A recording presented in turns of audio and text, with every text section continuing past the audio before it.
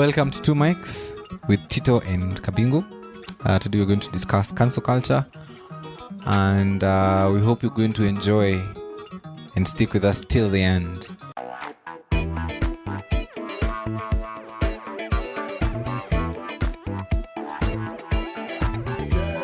Alright, so the other day there's this recent film that just came onto Netflix, I think a month or two ago, The Social Dilemma. So it's basically the film about how social media is changing us in terms of our views around certain subjects. And I think for me, one thing that captured my attention mostly is how the information that comes onto my timeline is very selective. It's just what I would agree with.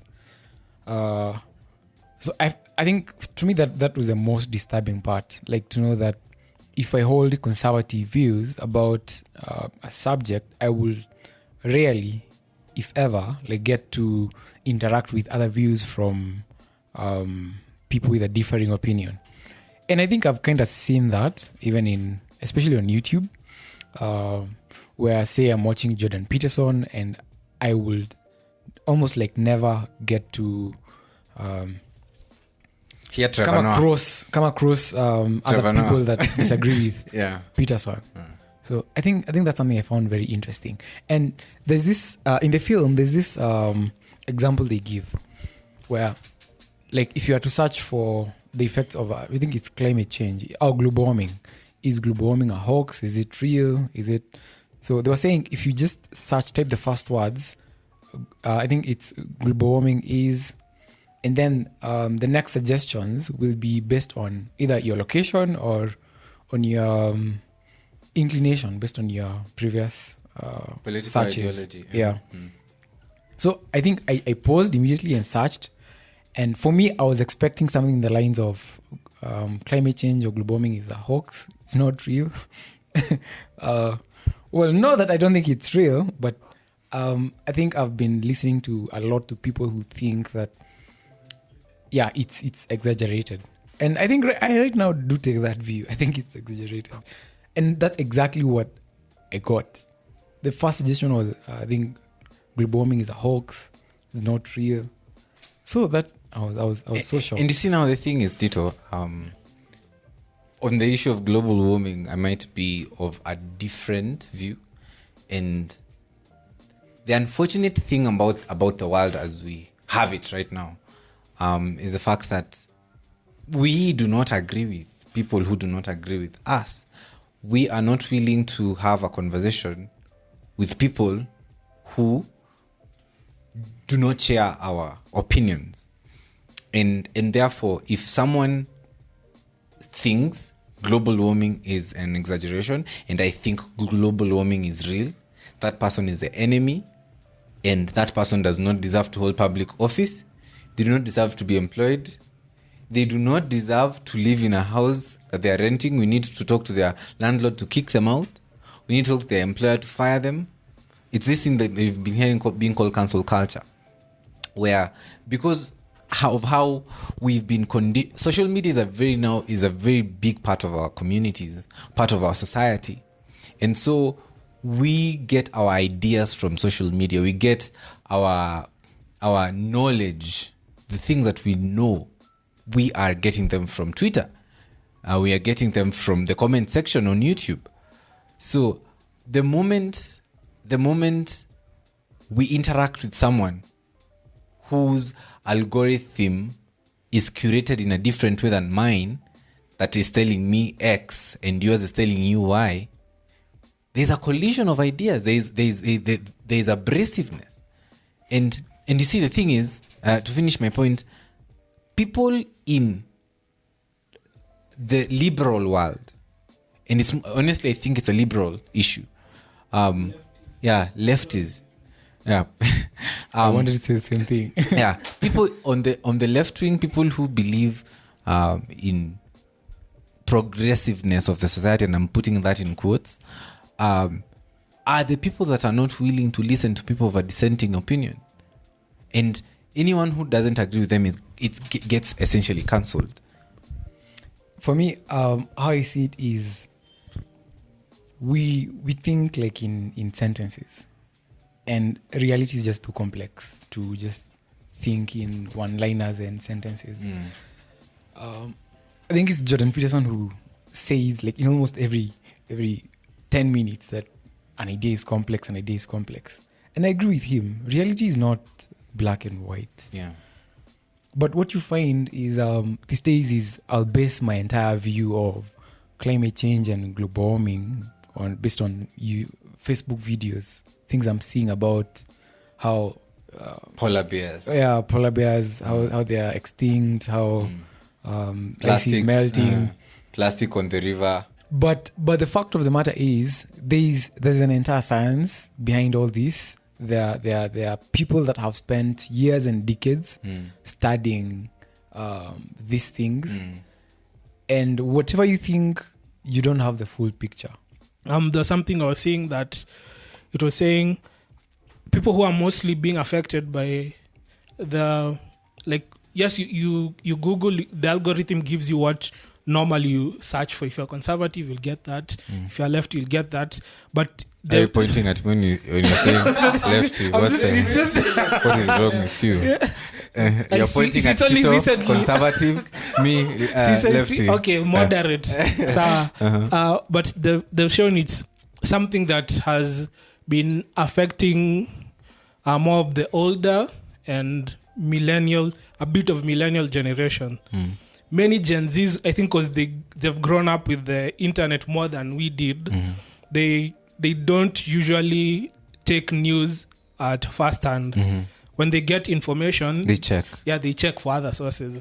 But maybe our parents, certain people our age, whatever they get is whatever they believe in. So maybe it's something that will correct itself as we go on and we start understanding how the internet works.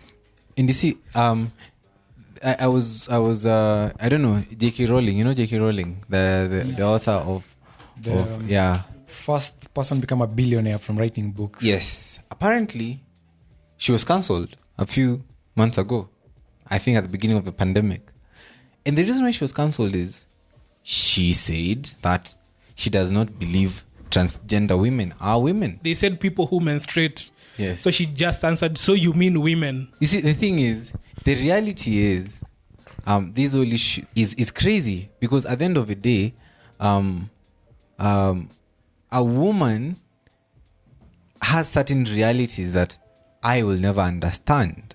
I'll never be able to know the pain of childbearing, no matter how long my wig I put on my head.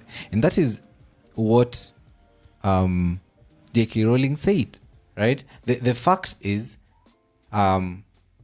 removing jobs or reducing the jobs allocated, quote unquote, for like affirmative action jobs for women to include these guys now who've joined into the fight to become men also, is unfair to the women themselves, which I think makes sense.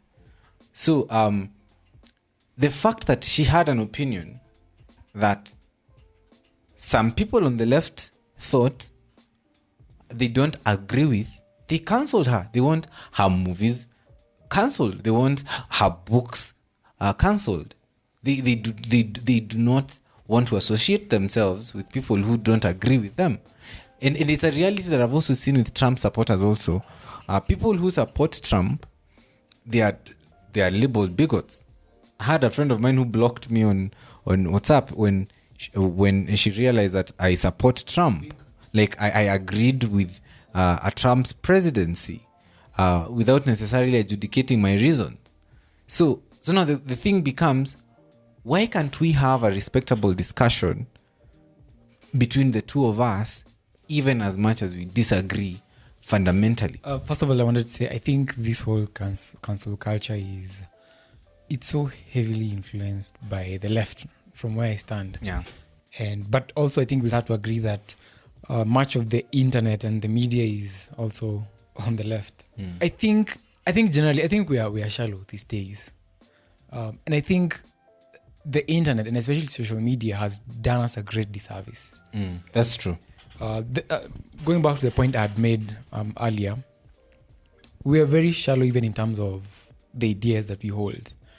Because, like say in the 90s and before the advent of the internet, people used to get their ideas mostly from well-written articles.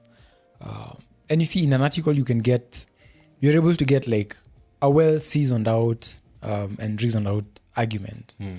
But these days, the kind of information that we get is just too shallow. Like in bits, sensational. Just what to rile up emotions. Yeah, to rile up emotions. Just what gets you excited. So you find that me and you disagree on something that both of us know nothing about, and it's something very unfortunate. Very unfortunate. I think that's one very valuable thing we have lost. And that's why we can't even disagree constructively. Right now, you can't. If you go to Facebook, if you're just looking for a fight, just go Facebook and a comment section, disagree with someone. In the news section. You see, I saw a friend of mine is in ALU, Africa Leadership University. It's dubbed the Harvard of Africa. Is it the South African? Yeah, but now they have an in Rwanda. So ALU is a very modernistic university, and unfortunately, it apes the left liberal culture that is in American universities, where we are being taught safe spaces. You're being taught not to get triggered. If someone says something you disagree with, you get majorly triggered. You're being taught to surround yourself with people that agree with you, and that is a very dangerous place, a very dangerous kind of training we are giving the students, because the world doesn't work that way. People will say things that will offend you. I just want to agree with you that on that aspect of, safe spaces and just trying to avoid people that disagree with you. Even in psychology, when someone goes to see a therapist and they have something bugging them, say maybe it's an issue they have failed to address, what the therapist, like any reasonable well-taught psychologist, what they help them do is they help you face your fears. They help you face whatever is disturbing you. It's not something about safe spaces. Jordan Peterson has a rule that don't ever run away from something frightening if it stands in your way. Like that idea of facing your fears. Facing your fears. So this whole issue of safe spaces, I think it's something that, in my opinion, a bit of a tangent that has contributed to the decline in masculinity that we've seen. Like the virtues of courage. It's not something that is encouraged. Yeah, because you're told it's okay for a man to cry. It's okay for a man to be soft. It's okay for a man to be in touch with their femininity. Yes. Yeah. We are pushing femininity on the men because of these safe spaces, this trigger sense. There are certain trigger sensitive words that you cannot use. It's called microaggressions. So a microaggression is essentially a statement, action, or incident regarded as an instance of indirect, subtle, or unintentional discrimination against members of a marginalized group, such as a racial or ethnic group. For example, now, if I was hosting a luya in my house and I serve chicken, that's a microaggression. Like, geez, are you just assuming that because I'm a luya you love chicken? What the heck? If I'm serving a black man, they are traditionally told to love watermelons. So I cannot serve watermelons when I'm hosting a black man in the United States because what? If a Kikuyu comes to my house and I cook a stew with a lot of water and potatoes. With one potato. Oh yeah.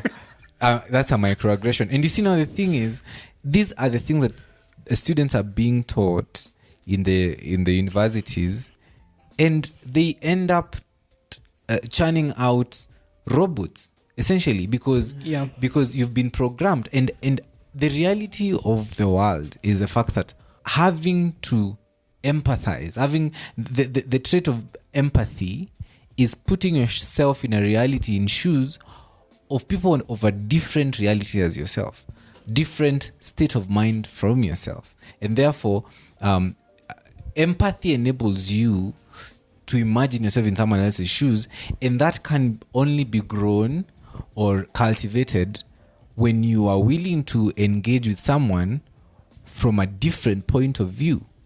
And therefore, that means you have to be accommodating to dissenting points of view from your own.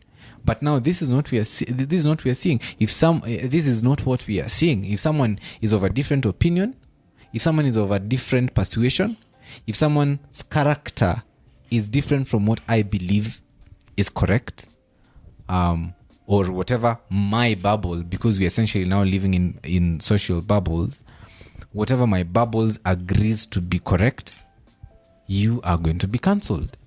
If I tell a guy to man up, that's a microaggression. Like, goodness, what if I identify as a chicken? Because these days there are like 150 genders. I don't want to identify as a man. I want to identify as a pineapple. Why are you telling me not to identify as a pineapple? Right? So I'm just saying that these are things that are affecting discourse in our society, are affecting, and essentially universities are places where ideas grow. And how do ideas grow? Bouncing them against each other, disagreeing, and then growing.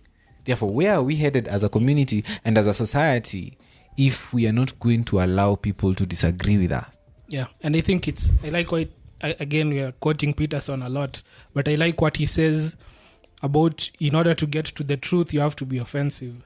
Because you have to ask a question. If I can't ask a question, I can't know. So it's, in order for me to get the truth of that, whatever I'm looking or inquiring about, I have to be offensive.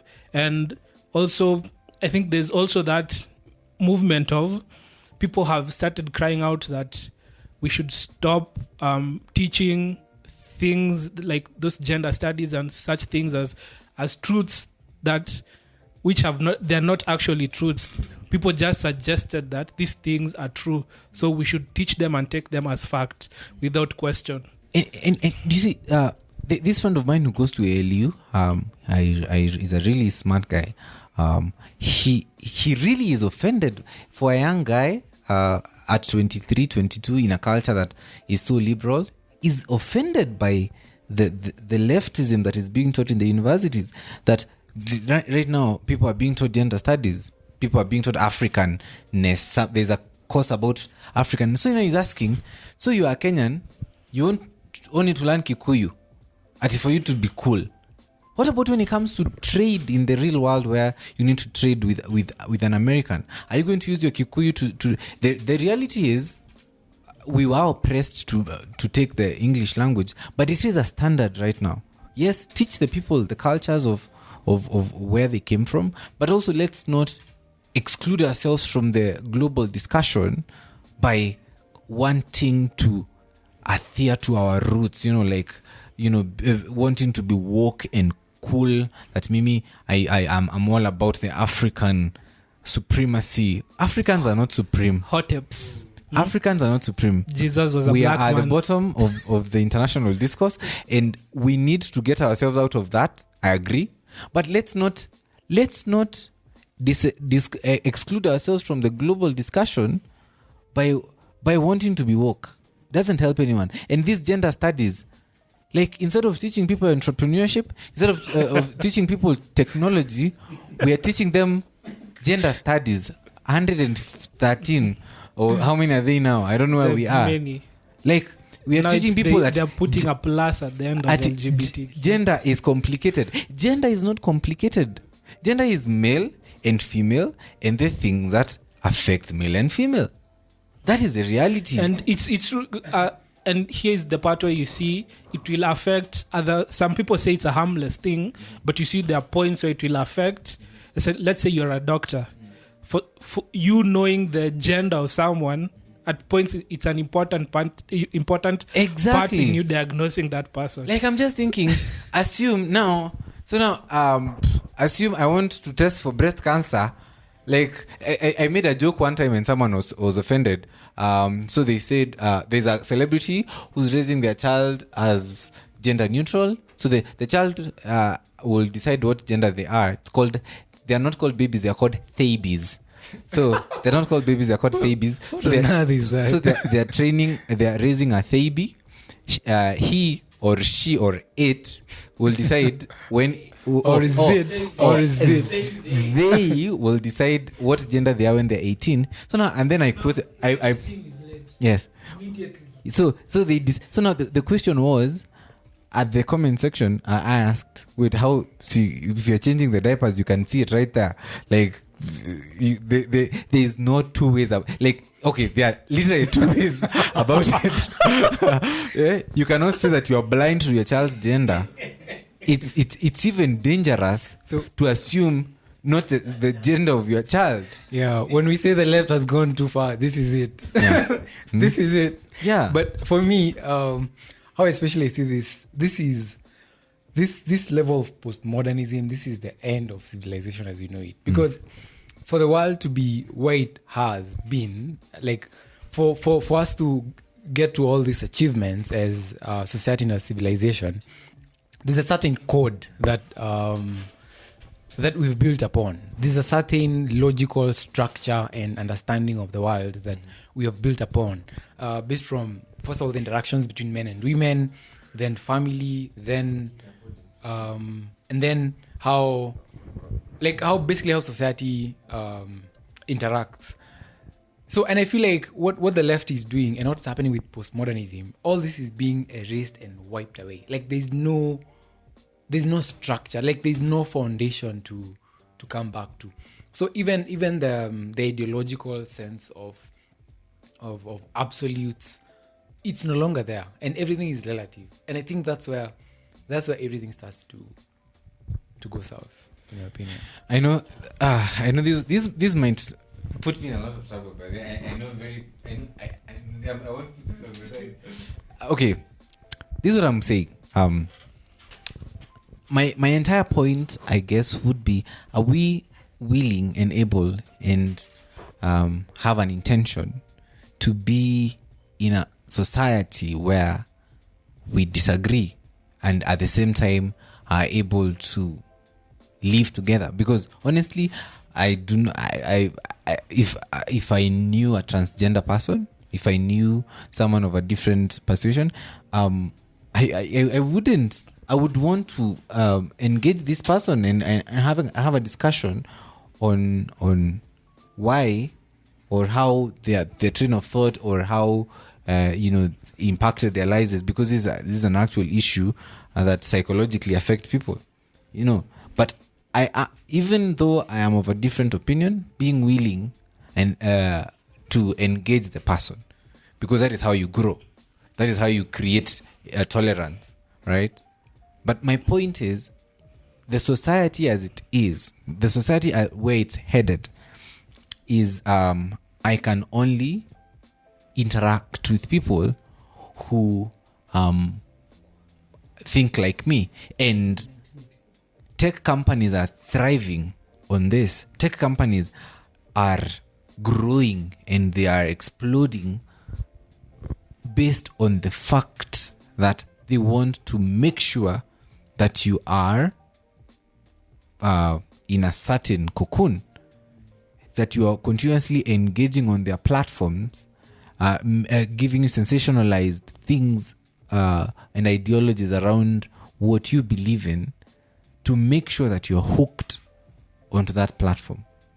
And someone said a very important thing that I think kind of made me afraid of social media. They said, if you're getting it for free, then you are the product. Yeah. If and the fact that social media is free, that means you are the commodity that they're selling. You are the commodity that they are monetizing for them to, because they are in business. So the question becomes, how do you interact with these platforms? And to me, it's honestly interacting with it with a lot of skepticism. Even with my conservative ideologies, I honestly will continuously look at what Trevor Noah has to say about an issue, or give me a left person. Most talk show people, or the talk shows and the CNNs, right? Trying to see what they have to say about an issue, because it's also the other side of the discussion. But I think for me personally, I'm more hopeful of the future, because it seems people don't want language or ideologies that are just curated for a specific person. I think that's why we're seeing guys like Joe Rogan are getting so many views, so many listeners, because there are people who entertain different points of view.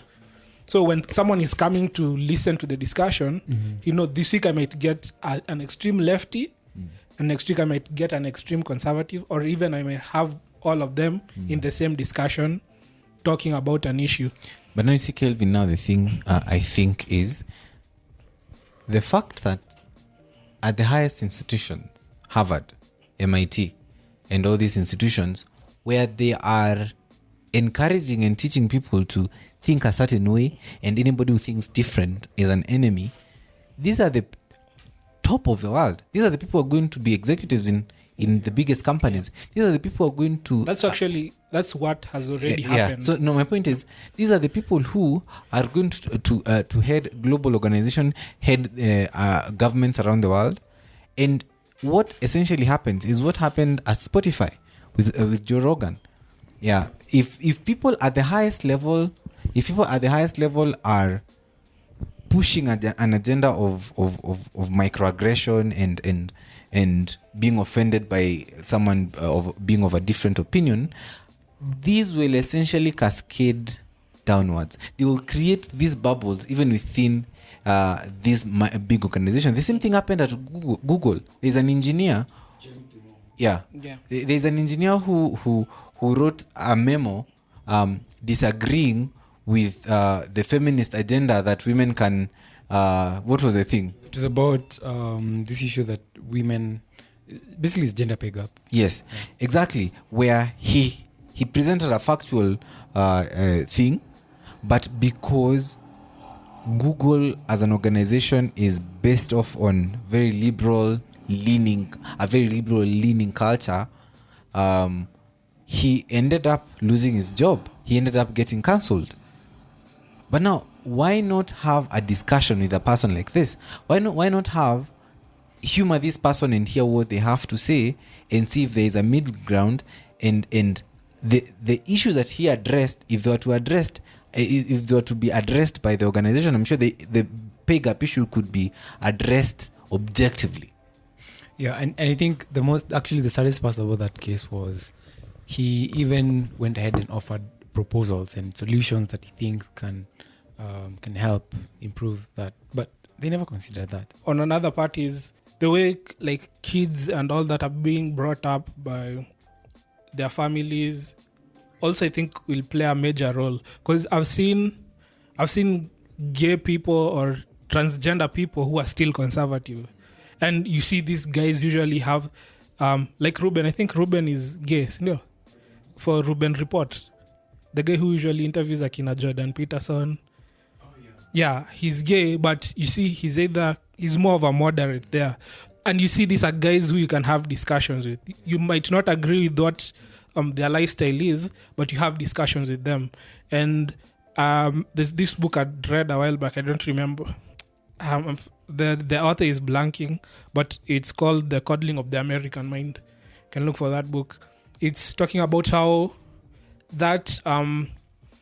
let's say that overprotectiveness of kids in America has really affected the way they develop as adults. Because more often than not, you'd see when I think American news in itself started to shift into doing pieces, like news pieces that were more like inciting fear in the public. For instance, if you do a report on soldiers died in Iraq, That's not a sense. Soldiers will die in Iraq. No one will fear. But if you say, or people are shot in the ghetto, no one will care that much. But if you say that in a suburb, a peaceful suburb, a kid was kidnapped, everyone will lose their mind. So we have to keep our kids in the house. We have to protect them from the world. But in real sense, the danger is not as big as it's like this issue of how they will say a black man shot a police, like statistically more likely to be shot if a black gangster. But when it's a white person, it's a troubled, a mental. If you even say his name, Michael Schumacher not Michael Schumacher. So they will say Michael Giles, a man suffering from mental illness, a father of two. They humanize the person. They humanize the person. But when it's a black person, a gangster. So I essentially agree with you. So there's that part. It's an interesting book because he was giving examples of how in the past kids used to have playgrounds that they were dangerous. You could get cut, you could get hurt, and poetry. And in a way, through them experiencing that, or even seeing kids having disputes in the playground, it also helps them know how to sort issues amongst themselves. So it's something that they're saying many people are taking away from their kids. So this kid who has been told, so there's a story about a teacher who was fired because he told the kids in class that Santa Claus doesn't exist. The teacher was fired. And they're like, people are like, oh, he doesn't exist.